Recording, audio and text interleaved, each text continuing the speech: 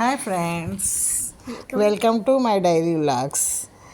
ఇవాళ నేను రవ్వ ప్రసాదం చేస్తున్నానండి. రవ్వ ప్రసాదానికి ఫస్ట్ ఒక మూకుళ్ళో నెయ్యి వేసుకుని దాంట్లో మనం జీడిపప్పు కిస్మిస్ వేసుకుని దోరగా వేపుకోవాలి.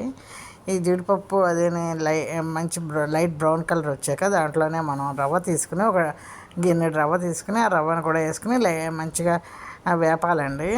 అది సిమ్లో పెట్టుకుని వేపుకుంటే మనకు మాడిపోకుండా మంచిగా వస్తుంది. ఇది బాగా వేగాక లైట్ గోల్డెన్ కలర్ వచ్చాక దాంట్లోకి మనం ఇప్పుడు పాలు పోయాలండి.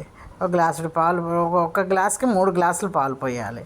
3 గ్లాసులు పాలు పోసి బాగా ఉడికించాక దాంట్లోకి ఒక గ్లాస్ పంచదార వేసి బాగా కలుపుకోవాలండి. అప్పుడు అది మంచిగా పాకంలాగా వస్తుంది.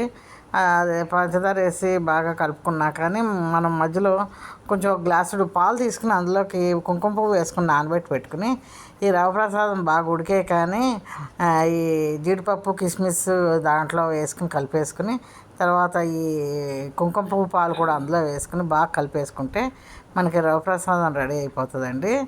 ఇప్పుడు బాగా దగ్గరికి అయిపోయాక దాన్ని మనం ఒక గిన్నెలోకి తీసుకుని సర్వ్ చేసుకుంటే బాగుంటుంది. ఈ వీడియో మీకు నచ్చినట్లయితే షేర్ చేయండి, లైక్ చేయండి, సబ్స్క్రైబ్ చేయండి.